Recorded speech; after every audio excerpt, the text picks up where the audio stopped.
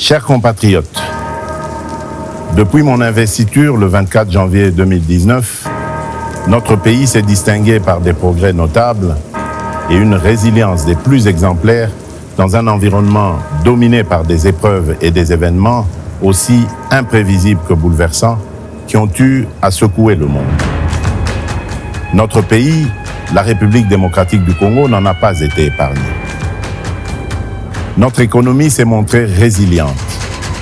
Il en est de même de nos populations qui, avec bravoure, se sont dressées comme un seul homme dans les provinces de l'Ituri et du Nord Kivu, en proie à l'agression de nos voisins et au terrorisme.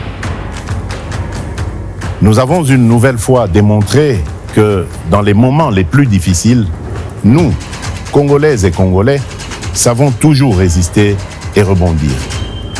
J'en veux pour preuve la force de caractère et les efforts consentis durant la pandémie de Covid-19 ou encore la dignité des habitants de Goma face à l'éruption du mont Nyiragongo en mai 2021. Chers compatriotes, pendant les 5 années durant lesquelles vous m'aviez confié la direction de notre cher et beau pays, j'ai initié plusieurs réformes, toutes axées sur le renforcement de l'autorité de l'État en vue de garantir un cadre propice pour l'avènement du progrès et l'accroissement du bien-être de nos populations. À cet effet, et convaincu que lorsque nous sommes unis, nous sommes plus forts et que notre force réside dans notre solidarité, j'ai initié en 2019 le programme de gratuité de l'enseignement de base qui a permis à ce que plus de 5 millions d'enfants renouent avec le chemin de l'école. À ce programme s'est ajoutée la mise en œuvre cette année du programme de la couverture santé universelle à travers le lancement du projet de gratuité des soins aux femmes enceintes, des accouchements et des soins de santé aux nouveau-nés. Qu'est-ce qui a donc pu motiver ces initiatives ? Pas une simple posture politicienne, mais plutôt la réelle volonté de voir émerger un Congo fort et prospère et à la souveraineté affirmée. Un Congo dans lequel l'autorité de l'État est consolidée, la solidarité renforcée et nos villes connectées pour le meilleur. Ma motivation est également celle puisée dans la conviction qu'il n'existe aucun principe constitutionnel qui dispose des disparités rencontrées dans notre existence collective.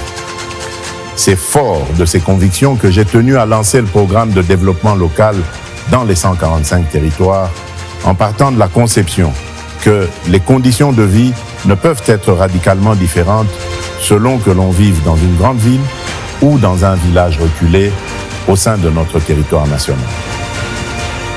Ces efforts, nous devons les poursuivre. Au moment où je sollicite ce deuxième mandat, mon ambition est d'aller jusqu'au bout de ce que nous avons si bien commencé pour réhabiliter le citoyen congolais dans la plénitude de sa dignité et dans sa fierté d'appartenir à notre chère et belle nation. Je sais que ce sentiment dépend de sa garantie de trouver un emploi décent, lui permettant de couvrir les besoins de sa famille.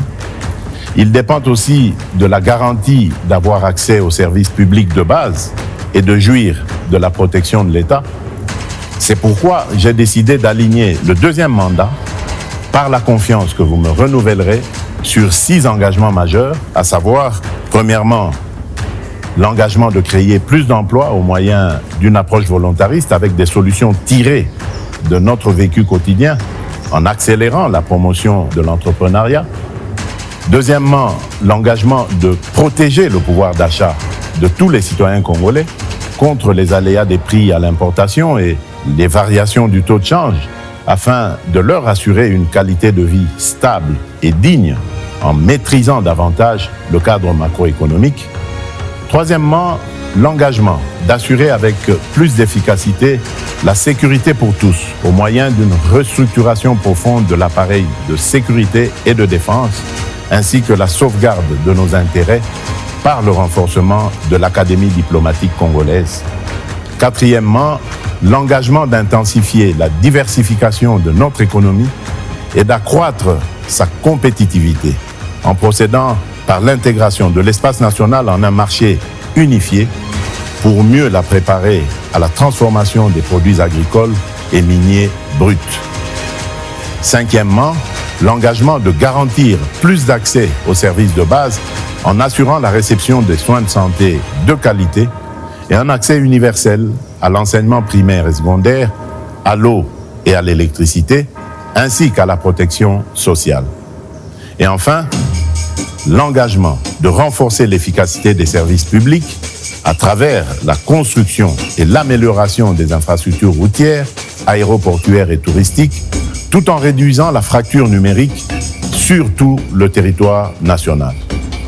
Oui, fort de tout ce que j'ai pu démarrer avec vous, ma conviction demeure qu'un nouveau Congo est réellement possible et je ne ménagerai aucun effort pour capitaliser sur les résultats déjà obtenus et les leçons apprises pour que cette vision de grandeur, tournée vers un futur meilleur, produise les résultats escomptés. Puisque nous avons déjà pris le train du progrès, ne prenons pas le risque le 20 décembre d'aller vers l'inconnu. Poursuivons sur cette lancée pour un Congo plus uni, mieux sécurisé et plus prospère.